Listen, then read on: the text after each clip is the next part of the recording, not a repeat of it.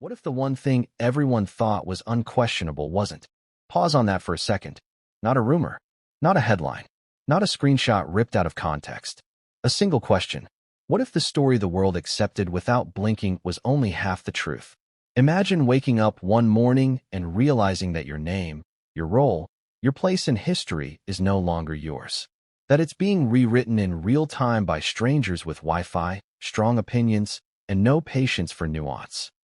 Imagine learning that the loudest voices aren't asking whether something is true. They're asking how fast it can spread.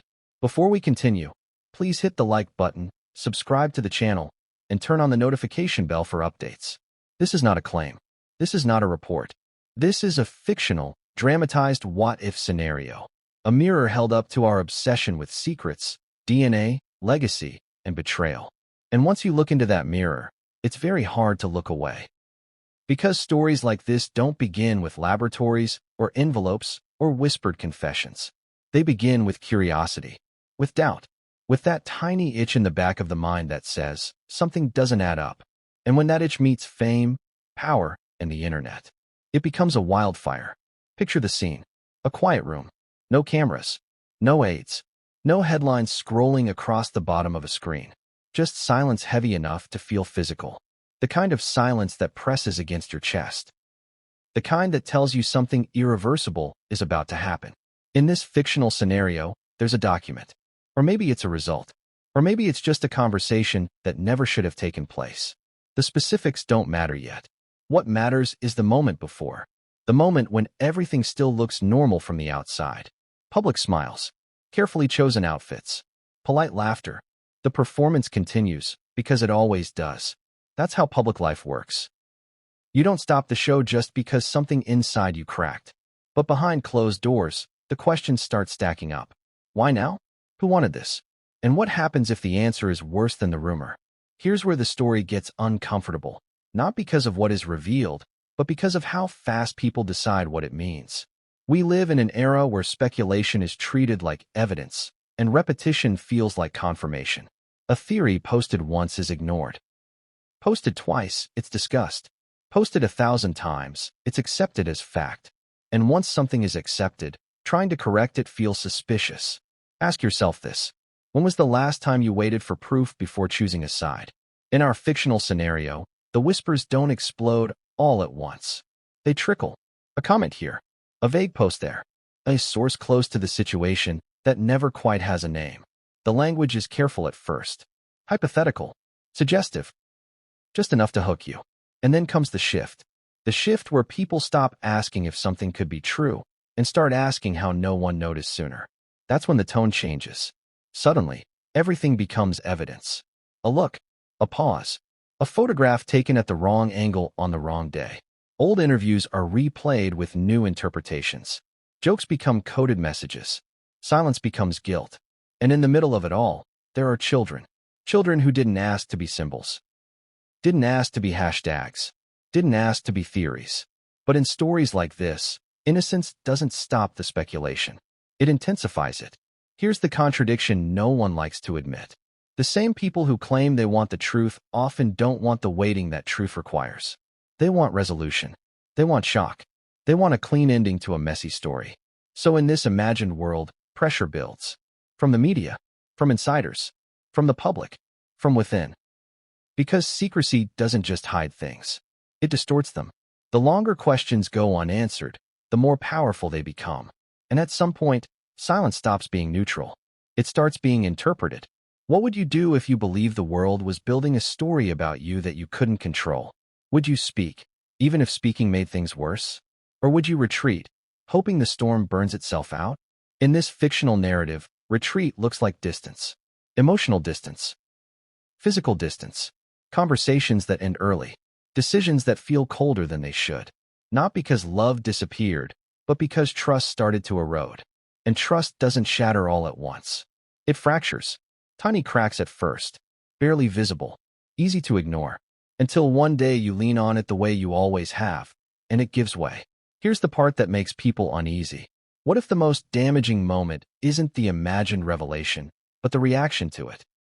What if the real destruction comes not from what might be true, but from what people decide must be true.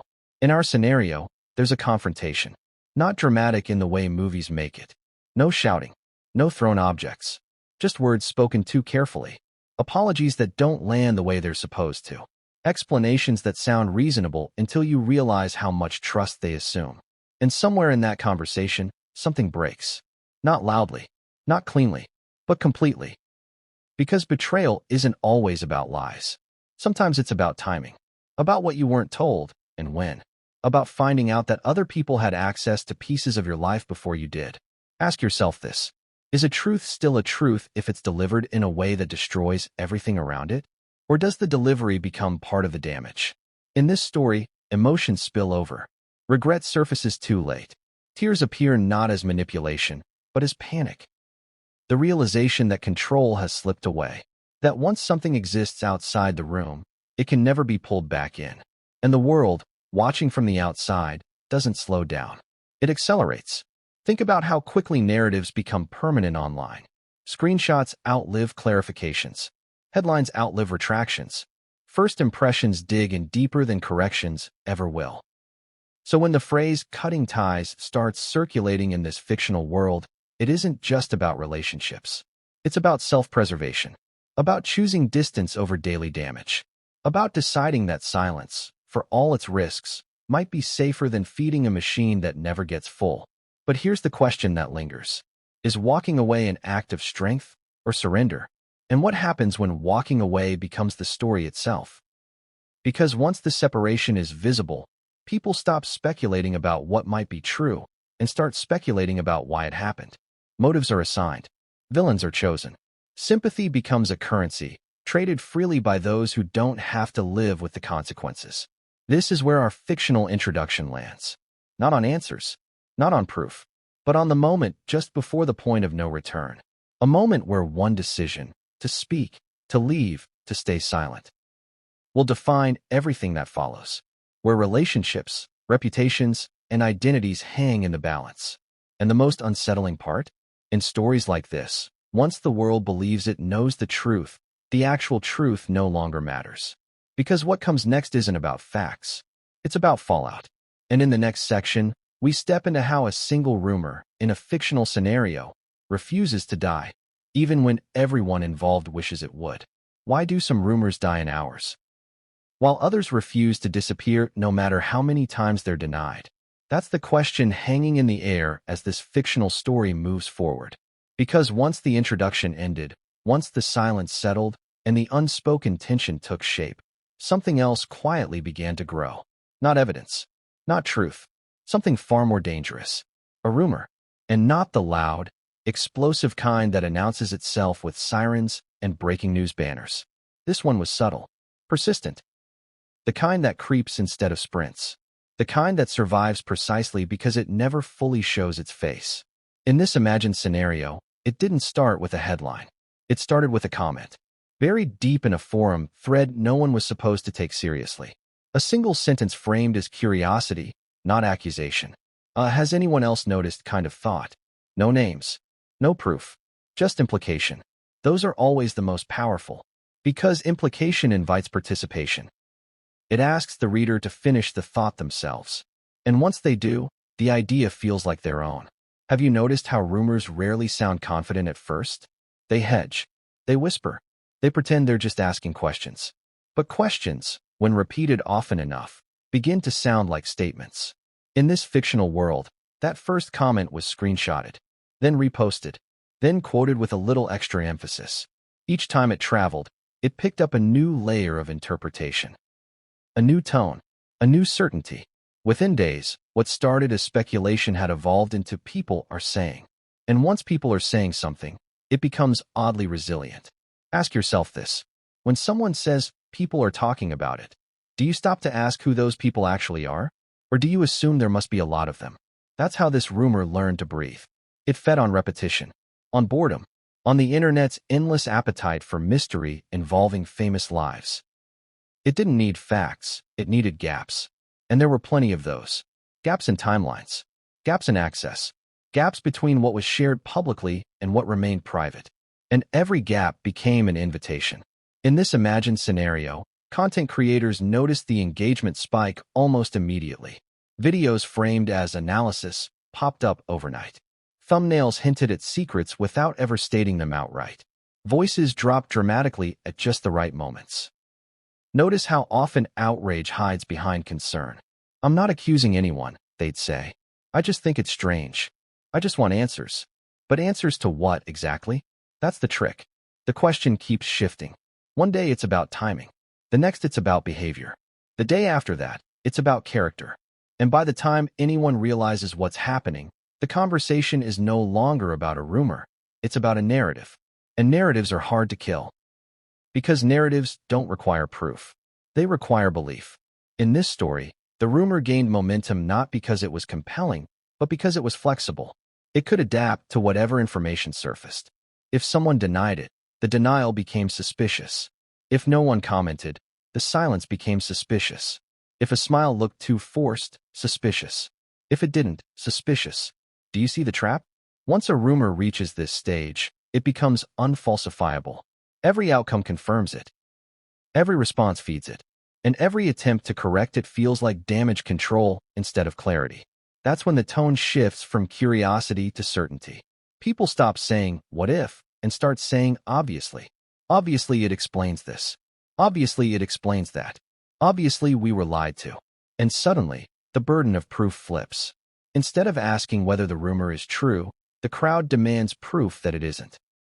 In our fictional scenario, this is where private life begins to feel like a stage with no exit. Every move is watched. Every expression slowed down and dissected frame by frame.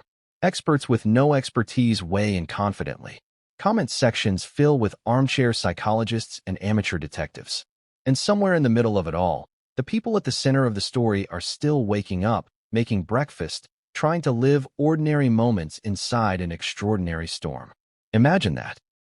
Imagine realizing that strangers have built an entire theory about your life, and they feel entitled to it. In this imagined world, advisors suggest ignoring it.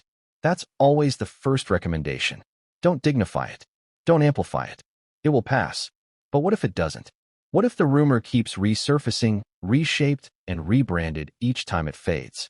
What if it becomes a recurring character in the public conversation, always in the background, never fully addressed, never fully gone? That's when frustration turns inward. Because silence, while strategic, has a cost. It isolates. It creates distance even within relationships. Conversations that used to be easy now feel loaded. Trust begins to strain under the weight of unspoken fears. Not because anyone believes the rumor, but because everyone knows what the world believes. There's a difference, and it's a brutal one. In this story, the rumor becomes the thing no one wants to mention, but everyone feels. It shows up in awkward pauses, in conversations that end too quickly, in glances that linger just a second longer than they should. Have you ever noticed how suspicion doesn't need to be voiced to be felt? That's what makes it so corrosive. Meanwhile, the internet keeps doing what it does best, escalating. New angles emerge. Old footage is reinterpreted. Timelines are rearranged to fit the theory. Nothing is fabricated outright. It's all implication and emphasis. That's what makes it defensible. No one said it was true, they argue. We're just discussing possibilities. But possibilities, repeated endlessly, start to feel inevitable. And here's the cruel irony at the heart of this fictional chapter. The rumor doesn't need to be true to cause damage. It only needs to be believed by enough people. Because belief shapes behavior. Behavior shapes relationships. And relationships, once strained, don't always snap back into place. In our imagined scenario, the people at the center start to realize something chilling. They are no longer reacting to reality. They are reacting to perception. And perception has its own momentum. There's a moment, quiet, internal, devastating, when you understand that even if the rumor vanished tomorrow, it would leave residue behind. Doubt doesn't evaporate cleanly. It stains. It lingers.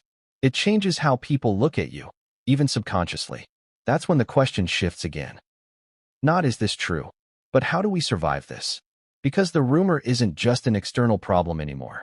It's inside the room, inside conversations, inside decisions. And in this fictional narrative, that realization leads to a crossroads. Fight it publicly and risk feeding it further.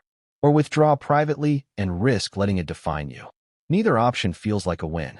And just when it seems like the storm might finally be losing steam, just when attention starts drifting to the next scandal, something happens that breathes new life into the rumor. Not evidence. Timing. A coincidence so unfortunate, so poorly aligned, that it feels almost scripted. A moment that, on its own, means nothing, but in the context of the narrative, feels explosive. And the internet notices. Because it always does. And as this chapter closes, one thing becomes painfully clear in this fictional world. This rumor is no longer just something people are talking about.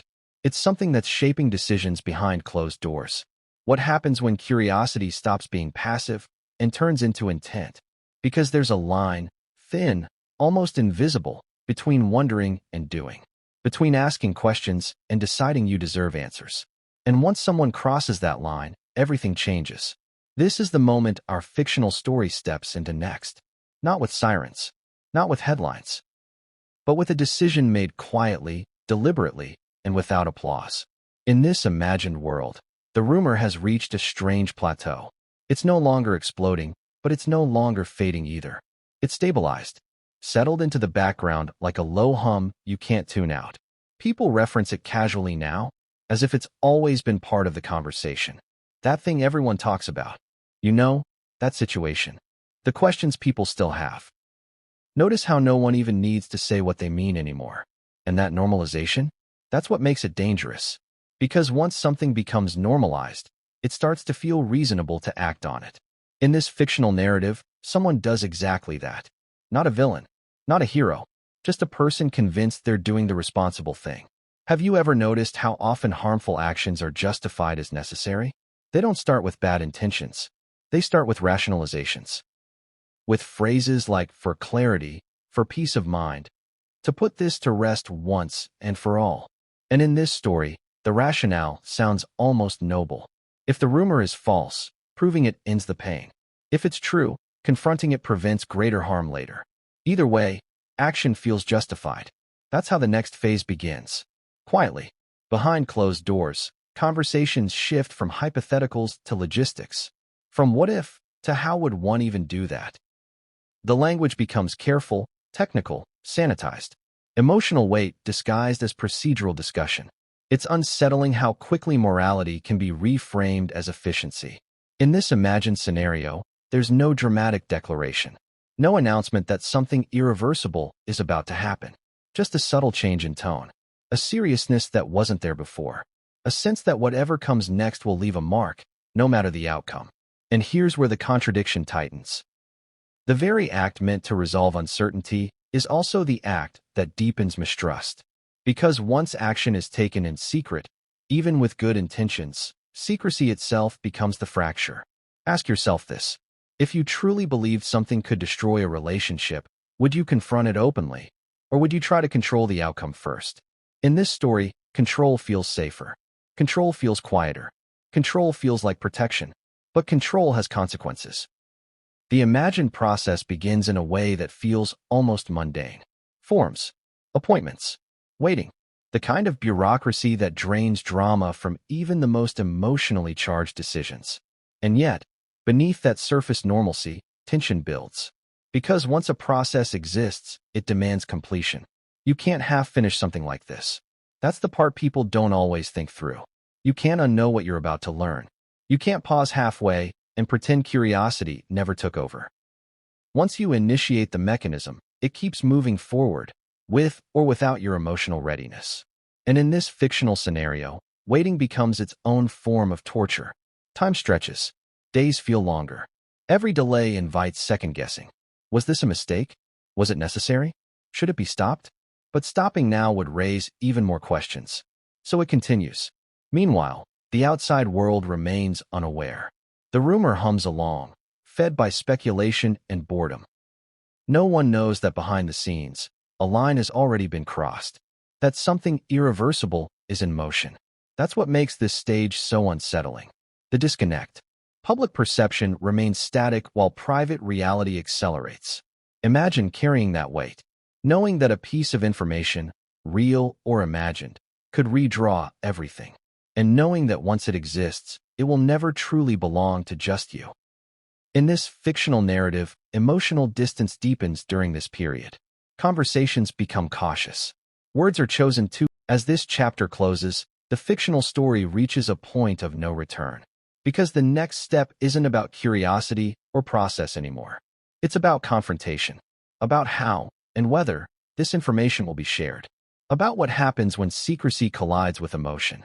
And in the next section, we step into the room where silence finally breaks, and the consequences begin. What happens when silence stops being protection and starts feeling like betrayal? Because there's a moment. Subtle, almost imperceptible, when keeping something to yourself no longer feels neutral. It feels active, intentional, charged. And once that shift happens, silence is no longer just the absence of words. It becomes a statement. This is where our fictional story goes next. Not into explosions or accusations, but into a room filled with words that never quite get spoken. In this imagined world, the information exists now. It's real in the sense that it's tangible, even if its meaning is still contested. It sits somewhere, a file, a message, a result, not screaming, not glowing, just waiting. And waiting, it turns out, is its own form of pressure. Because the longer something like this remains unspoken, the more power it gains. It starts to infiltrate everything. The way people sit across from each other. The way questions are asked and not asked. The way affection becomes cautious, as if any display might be misinterpreted later. Have you ever been in a room where everyone knows something is wrong, but no one names it? That's where this chapter lives. In this fictional narrative, daily life continues on the surface. Schedules are kept, commitments honored, conversations held about ordinary things. But beneath it all, there's an unspoken awareness that something fundamental has shifted. Trust, once cracked, doesn't announce itself. It whispers.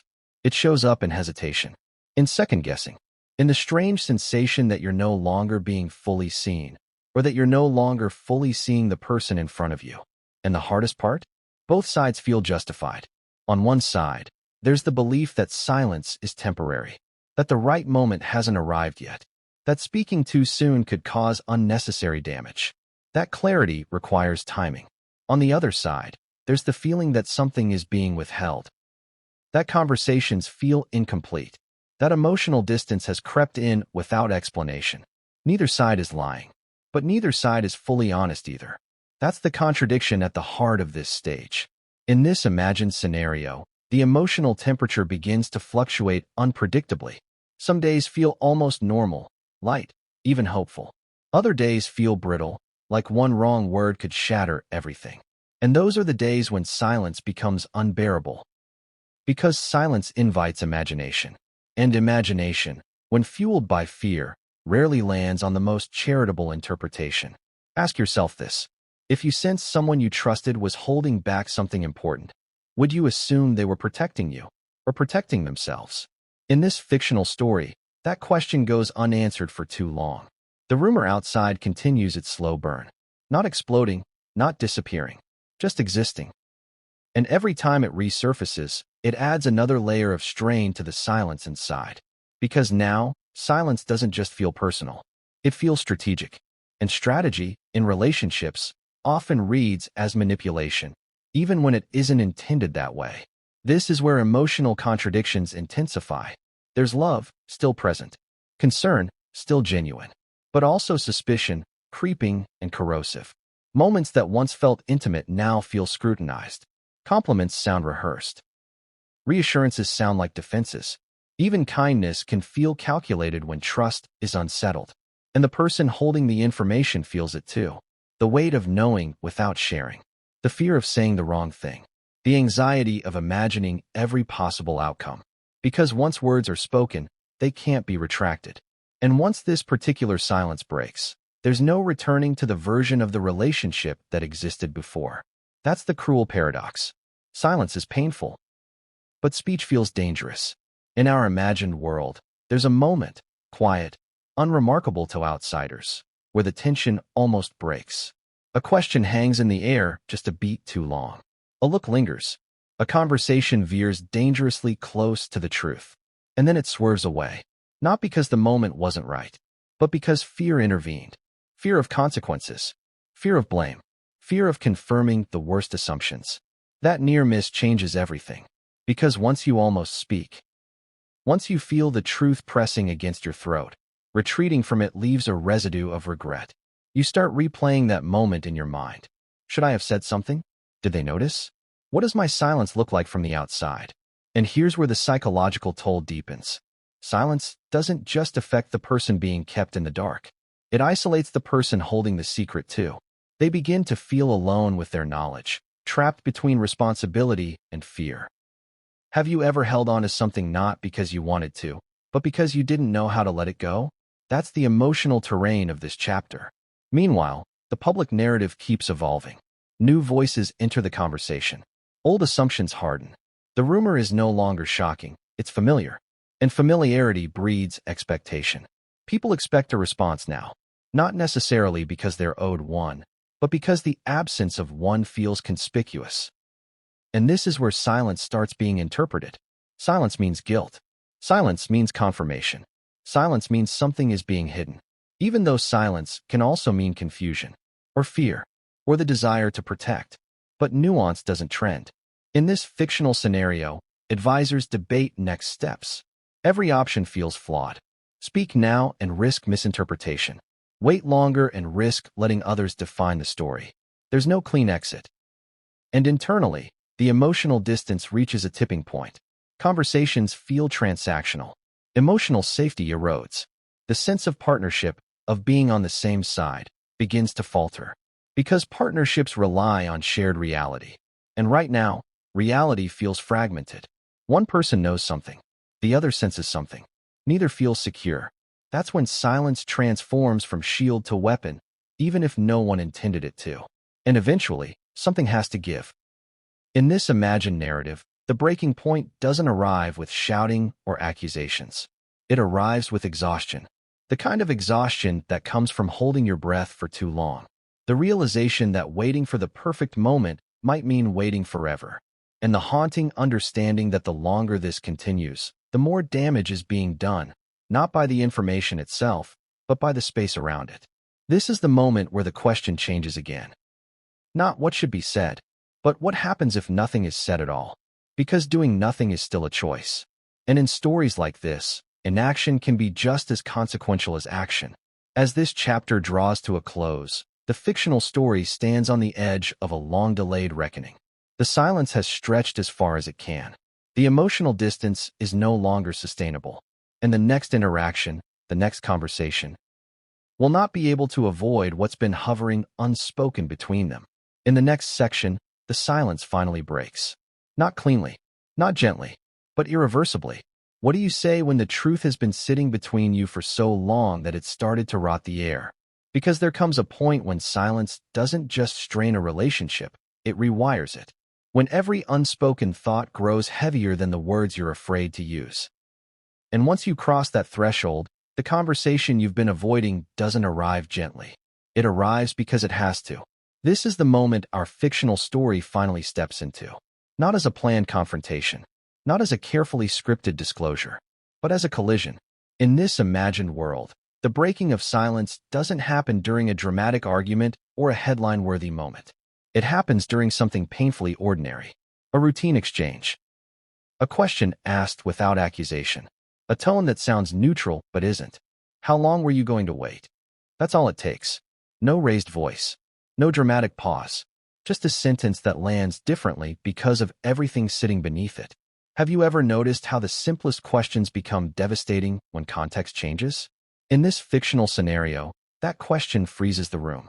Not because it's unexpected, both sides knew this moment was coming, but because it forces a choice. Evade again, or finally step into what's been avoided. And for a brief, dangerous second, evasion seems possible. A half answer, a deflection, a comment about timing. But the tone has shifted now. The patience that once buffered uncertainty has worn thin. The emotional distance has done its damage. And the look in the other person's eyes makes one thing painfully clear. This is the last opportunity for honesty. Silence here would not be misunderstood. It would be definitive. So the truth, or at least the version of it that exists in this fictional world, finally begins to surface. Not in one clean sentence, not in a neat explanation, but in fragments. Because when you've been holding something back for too long, releasing it feels disorienting. Words stumble over each other. Explanations sound weaker out loud than they did in your head. And even the most carefully reasoned justifications crumble when faced with raw emotion. The information is shared slowly, carefully, with constant qualifiers. I didn't know how to say this. I thought waiting would help. I was trying to protect us. And here's the contradiction that makes this moment so painful. Every one of those statements can be true and still cause harm, because intention doesn't erase impact. As the disclosure unfolds in this fictional narrative, reactions don't arrive all at once either. There's no immediate explosion. No clear emotional response that signals relief or devastation. Instead, there's something far more unsettling. Processing. A quiet recalibration. A visible shift in posture. A look that suggests internal math is happening at terrifying speed. Have you ever watched someone reassess everything they thought they knew about a situation in real time? That's what this moment feels like. Because the information itself is only part of what's being absorbed. The rest is subtext. How long was this kept? Who else knew? What else might I not know? Those questions don't need to be spoken. They hang heavy in the space between them. And suddenly, the original issue, the rumor, the speculation, the imagined test, feels almost secondary. The real wound is the realization that reality hasn't been shared equally. In this fictional world, that imbalance hits hard. Trust doesn't disappear instantly. It fractures further. And fractures have edges. Sharp ones. The conversation continues, but it's no longer just about information. It's about autonomy, about agency, about the right to participate in decisions that affect your life. Because discovering something isn't just about what you learn. It's about how you learn it. And in this scenario, the how matters deeply. The emotional temperature rises not through shouting, but through tightening control. Voices remain steady, but words land heavier. Sentences get shorter. Pauses stretch longer. This is where defenses emerge. Justifications are offered. Context is added. Reasons are layered on top of each other like insulation against blame. But instead of warming the conversation, they suffocate it. Because every explanation sounds like another decision made without consent. Ask yourself this. Is it possible to explain your way out of someone feeling excluded? In this fictional narrative, the answer becomes painfully clear. No explanation satisfies the core issue. That something fundamental happened without mutual participation. That control was prioritized over collaboration. That certainty was chosen over trust. And once that realization sets in, the emotional shift is unmistakable. Disappointment enters the room. Not anger. Not yet. But disappointment has a gravity of its own. It pulls everything downward. It drains energy. It flattens hope. It makes every future conversation feel heavier before it even begins. The person hearing the disclosure struggles to respond, not because they don't understand, but because understanding doesn't soften the impact. Understanding doesn't restore the sense of being an equal partner in reality. And here's where the moment turns. Because the question changes again. It's no longer, why didn't you tell me? It becomes, what does this say about us? That's the question that cuts deepest.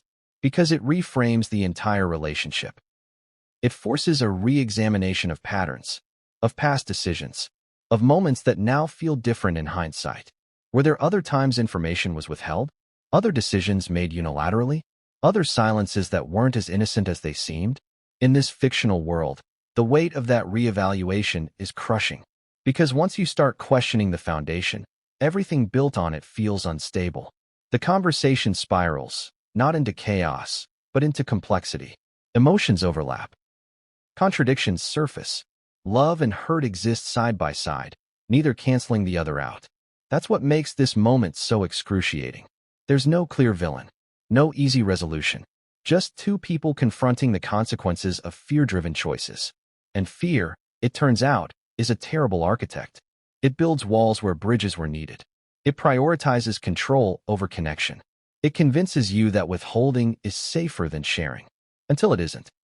As this fictional confrontation reaches its peak, something else becomes clear. This conversation isn't just about the past. It's about the future, about whether trust can be rebuilt after this kind of fracture. About whether transparency can return once secrecy has proven tempting. About whether the relationship can survive the knowledge that one person decided they knew best, even temporarily. And that's where the most painful realization emerges. Even if the original rumor were to vanish tomorrow, the damage here would remain. Because the core issue is no longer external speculation. It's internal trust.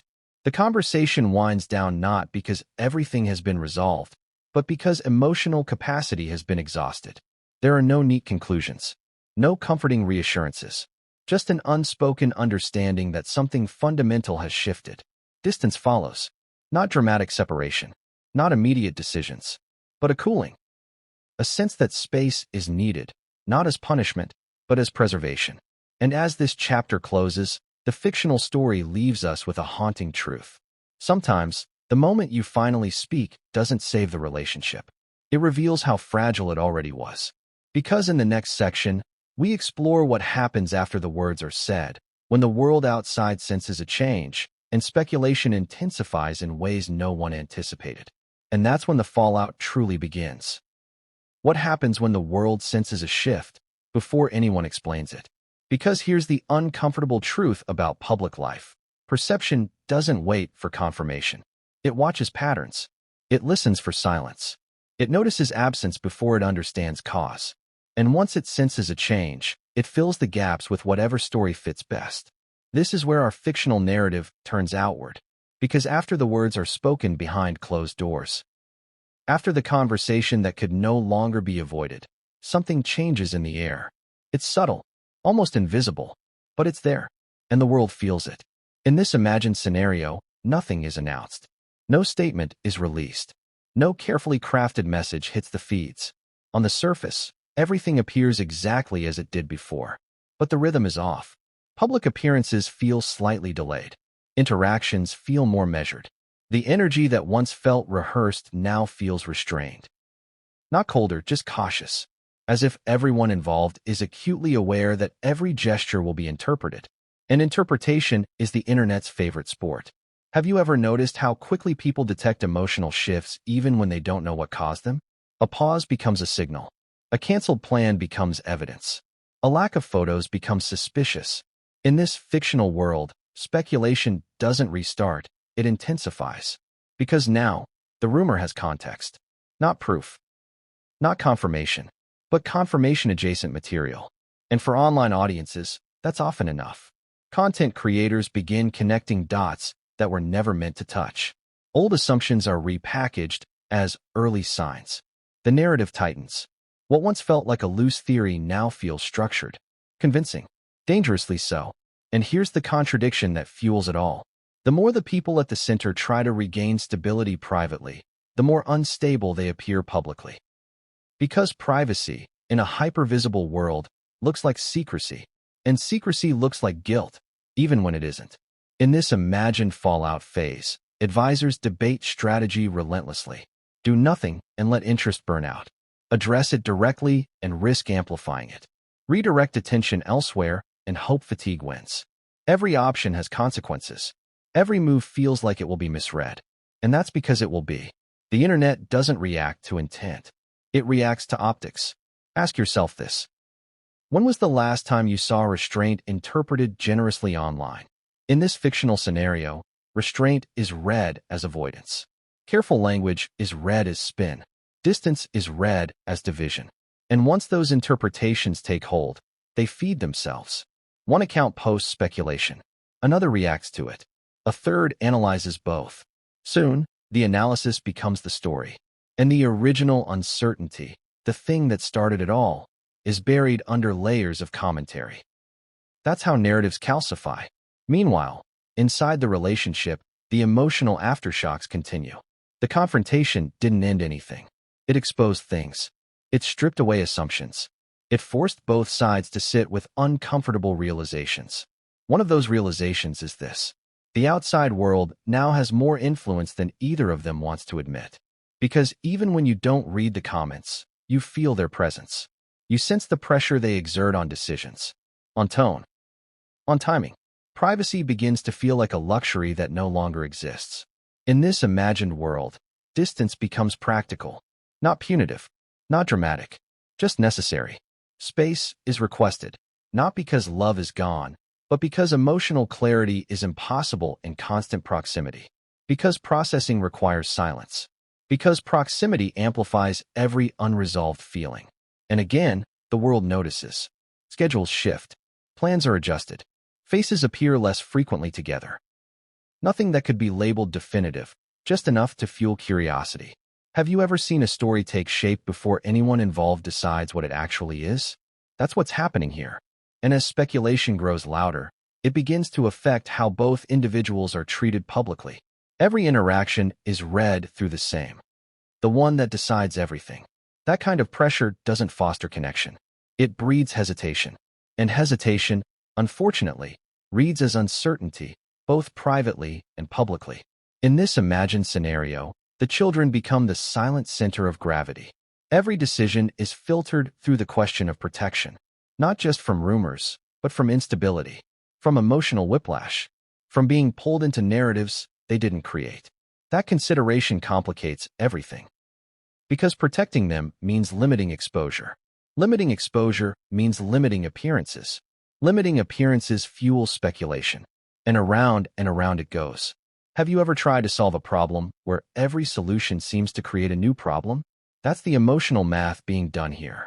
As this phase unfolds, something unexpected happens. The original rumor begins to matter less than the response to it. People argue not about whether the theory is true, but about how it's being handled. About what silence implies. About what distance signals. About what should have been done differently. The narrative shifts from content to conduct. And conduct is subjective. That's where opinions harden. Some see restraint as dignity. Others see it as evasion. Some see distance as maturity. Others see it as abandonment. There's no consensus, just camps. And camps thrive on conflict. In this fictional world, the pressure reaches a point where something becomes unavoidable. A response of some kind.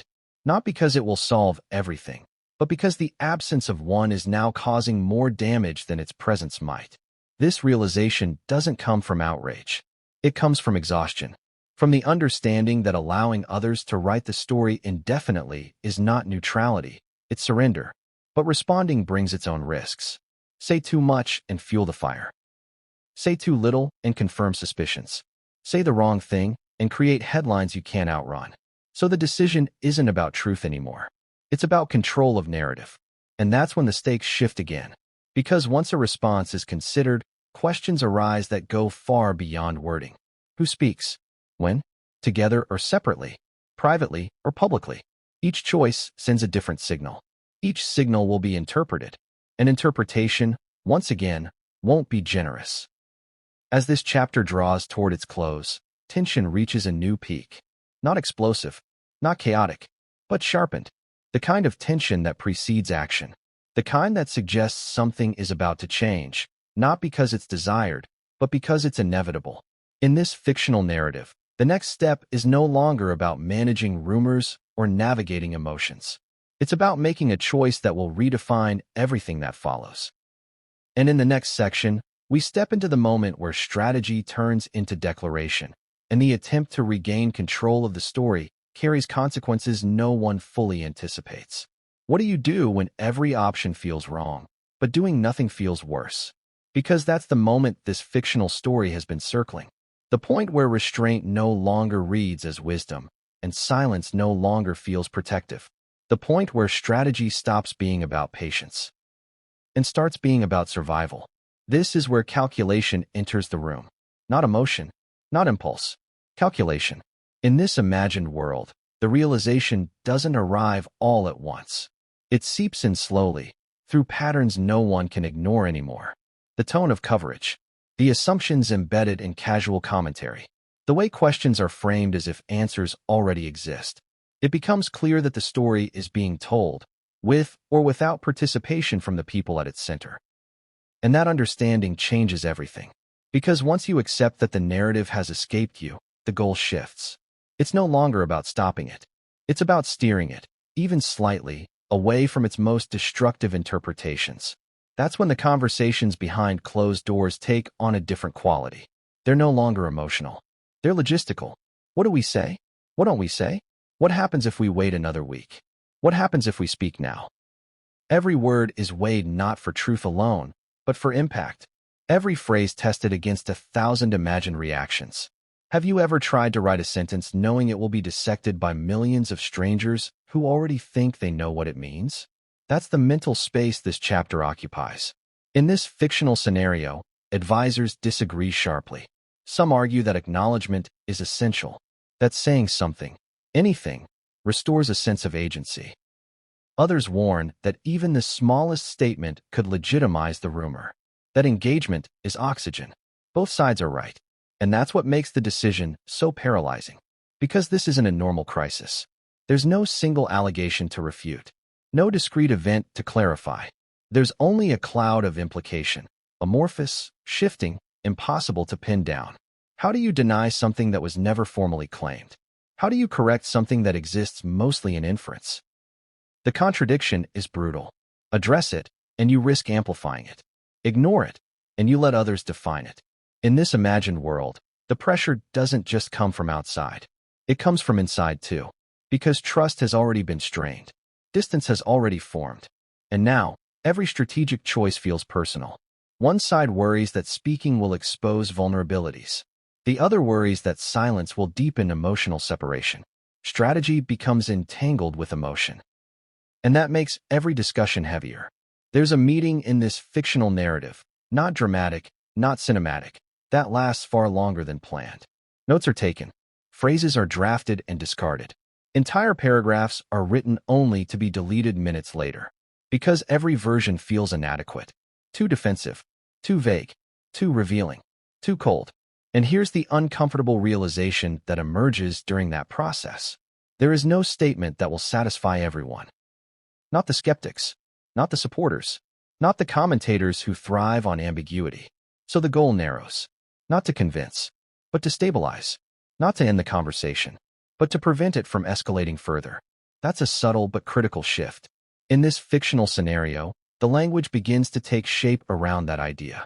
Carefully neutral, deliberately nonspecific, focused not on rumors, but on boundaries, on privacy, on the importance of protecting those not responsible for the speculation swirling around them. It's a tightrope. Lean too hard into privacy, and critics accuse you of hiding.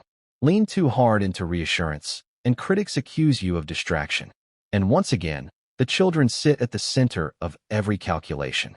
Because invoking protection can feel sincere and manipulative at the same time, depending on who's listening.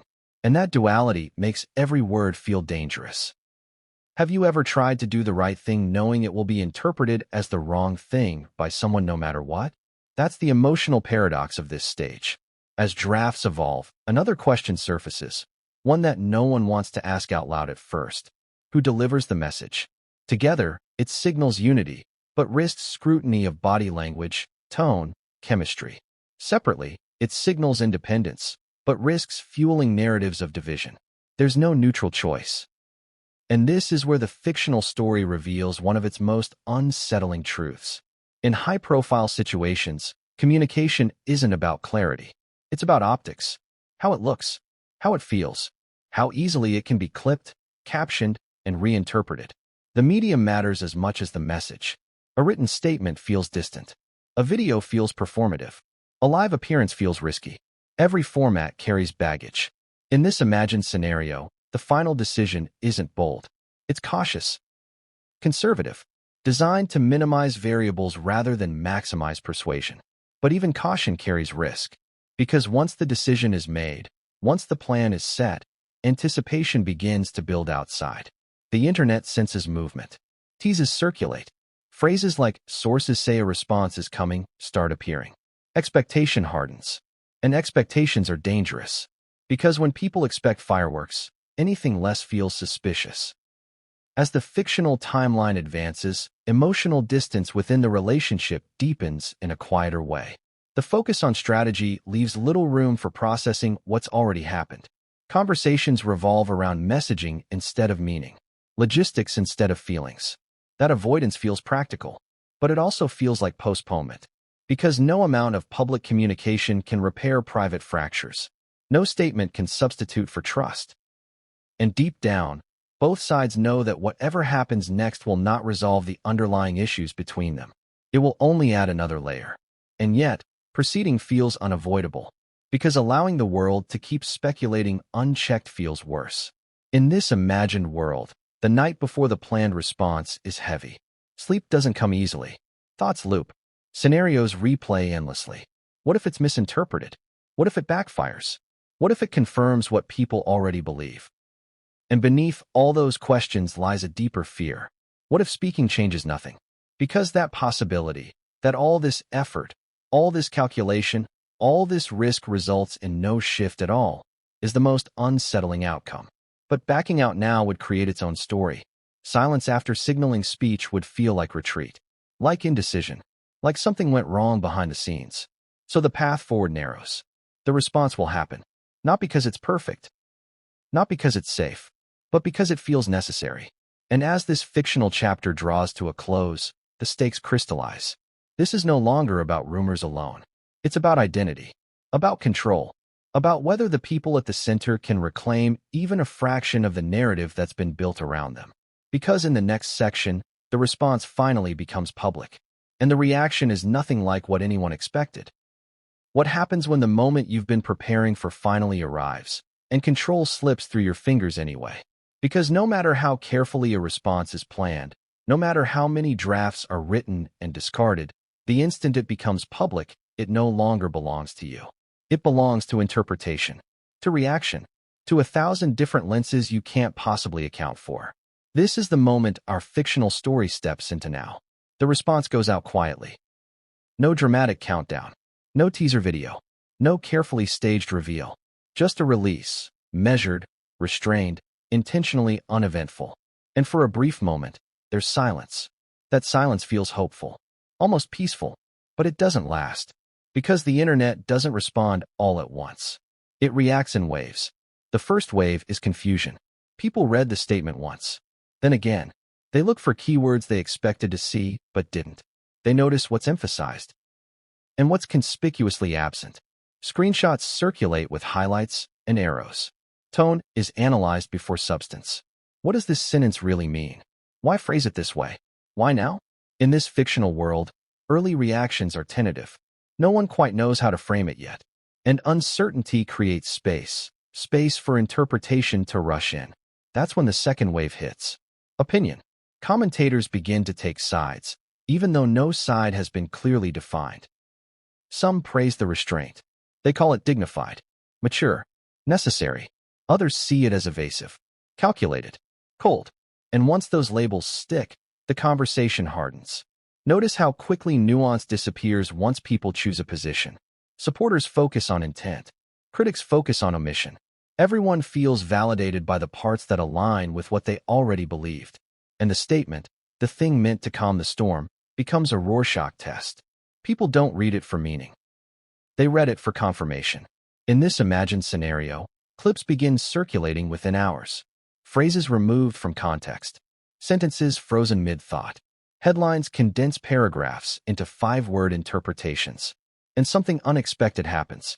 The rumor that started everything becomes secondary. The response itself is now the story. Because now the question isn't what's true. It's why did they say it like that? The focus shifts from content to delivery. From facts to tone. From intention to optics. And optics are unforgiving. Inside the relationship, reactions are mixed. There's relief that something has finally been said. That silence has been broken. That the weight of inaction has lifted, at least partially. But that relief is short-lived. Because the response doesn't unify perception, it fragments it. Some people read strength. Others read fracture. Some see solidarity. Others see distance. And those interpretations bleed back into the private space.